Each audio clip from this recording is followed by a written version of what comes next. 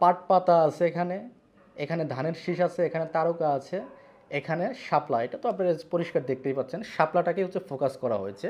এবং এটা কিন্তু হচ্ছে বাংলাদেশের রাষ্ট্রীয় জাতীয় প্রতীকের একটি অংশ। জাতীয় প্রতীকের শাপলাটাকে এখানে হাইলাইটস করা হয়েছে। আর দুই পাশে এখানে ধানের শীষ নাকি গমের শীষ নাকি কি, এটা কিন্তু কখনো আলোচনা হয় না এটা নিয়ে। এটা নিয়ে মানুষের কোনো হেডেক না। আচ্ছা, ধরলাম তারা তরুণ দল, গণ অভ্যুত্থানে ফ্রন্ট লাইনে ছিল, তারা হচ্ছে আন্দোলনে বড় একটি ভূমিকা পালন করেছে, সেই জায়গা থেকে তাদেরকে শাপলা ফুল দিলে সমস্যা কোথায়?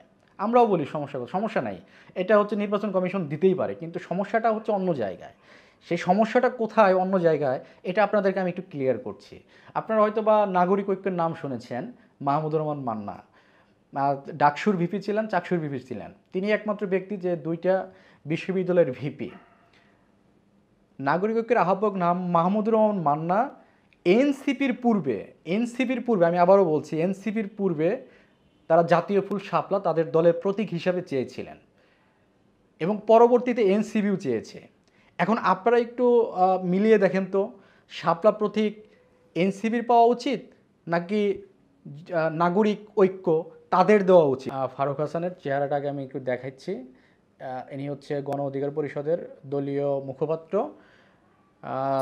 তার পোস্টটাও আপনাদেরকে দেখাই। শাপলা জাতীয় প্রতীক নিয়ে ইতিমধ্যে শুরু হয়েছে তুমুল আলোচনা সমালোচনা। আমি মনে করি শাপলা জাতীয় ফুল হলেও কোনো রাজনৈতিক দলের প্রতীক হতে কোনো আইনগত বাধা নেই, কোনো বাধা থাকতে পারে না। কোনো রাজনৈতিক দল শাপলা ফুল দলীয় প্রতীক হিসাবে পেতেই পারে। এখন কথা হচ্ছে, কিছুদিন আগে জাতীয় নাগরিক পার্টি শাপলা ফুলকে তাদের দলীয় প্রতীক হিসাবে পেতে নির্বাচন কমিশনে আবেদন করেছেন। আর আজকে নির্বাচন কমিশন নীতিগতভাবে সিদ্ধান্ত নিয়েছেন যে শাপলা কোনো রাজনৈতিক দলের প্রতীক হিসাবে দেবেন না। আমি মনে করি নির্বাচন কমিশনের আজকের এই সিদ্ধান্ত সঠিক সিদ্ধান্ত, কারণ কিছুদিন আগে শাপলা দলীয় প্রতীক হিসাবে পেতে ইসিতে আবেদন করেছিলেন আরেকটি রাজনৈতিক দল নাগরিক ঐক্য, কিন্তু নির্বাচন কমিশন নানান যুক্তি দেখিয়ে মাহমুদুর রহমান মান্নার নেতৃত্বাধীন নাগরিক ঐক্যকে শাপলা প্রতীক দলীয় প্রতীক হিসেবে দেননি। তারা কিছুদিন আগে ইসিতে আবারও শাপলা ফুলকে তাদের দলীয় প্রতীক হিসাবে পেতে আবেদন দাখিল করেছে। এখন প্রশ্ন, ইসি যদি নিরপেক্ষ হয়ে থাকে তাহলে শাপলা ফুল দলীয় প্রতীক হিসেবে পাওয়ার প্রথম হকদার দাবিদার হলো নাগরিক ঐক্য। যে কথাটি আমি আপনাদেরকে বলেছি, নাগরিক ঐক্য সর্বপ্রথম শাপলা ফুল তারা চেয়েছিলেন। এখন এই শাপলা ফুল কার পাওয়ার অধিকার বেশি, এটা আপনারা বিবেচনা করবেন। এখন ইসি যদি প্রথম আবেদনকারীকে নাগরিক ঐক্যকে শাপলা না দিয়ে দ্বিতীয় আবেদনকারী জাতীয় নাগরিক পার্টিকে দেয়, তাহলে নির্বাচন কমিশনের নিরপেক্ষতা নিয়ে প্রশ্ন উঠবে।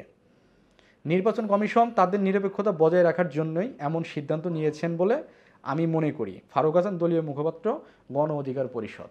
আজিজ আলম বা এনসিপি তারা বিষয়টি মেনে নিতে পারছে না, কারণ ইতিমধ্যে তারা নিবন্ধন পাওয়ার আগেই তাদের প্রতীক নিয়ে তারা বিভিন্ন জায়গায় প্রচারণা করে দিয়েছে। এখন তো একটা মান সম্মানের বিষয় যে তারা এত হাক ডাক ঢোল পিটিয়ে আলোড়ন সৃষ্টি করে সারা বাংলাদেশে শাপলা ফুল হচ্ছে তাদের মার্কা, তাদের যে প্যাটের মধ্যে হচ্ছে শাপলা প্রতীক, তারা প্রতীক পাওয়ার আগে ছেপেছেন। এই যে এখন একটা যে লজ্জার জায়গায় পড়ে গেলেন, তারা মনে করছেন এই জায়গা থেকে তারা এটা নিয়ে কিছুদিন আরও বেশি কথা বলবে, নির্বাচন কমিশনকে প্রশ্ন করবে, তারা আলোচনায় থাকার চেষ্টা করবে। এবং যেহেতু তারা দাবি করেছে একটি বিশেষ দলকে, তারা বিএনপিকে বুঝিয়েছেন তাদের কথা মতে হচ্ছে এই ইসি পরিচালিত হচ্ছে, তো সেই জায়গা থেকে তারা এই প্রশ্নগুলো বারবার সামনে নিয়ে আসবে এবং নির্বাচনকে হচ্ছে পিছিয়ে দেওয়া যায় কিভাবে, যেটি তাদের হচ্ছে পূর্ব পরিকল্পিত নানা ধরনের ইস্যু এক এক সময় এক একটা নিয়ে আসছে, সেটার একটা কারণ হতে পারে বলে মনে করি। এবং সেই সাথে আরও হচ্ছে নানা ধরনের কারণ থাকতে পারে, আপনারা সেই কারণগুলো অবশ্যই কমেন্টে লিখবেন। ধন্যবাদ।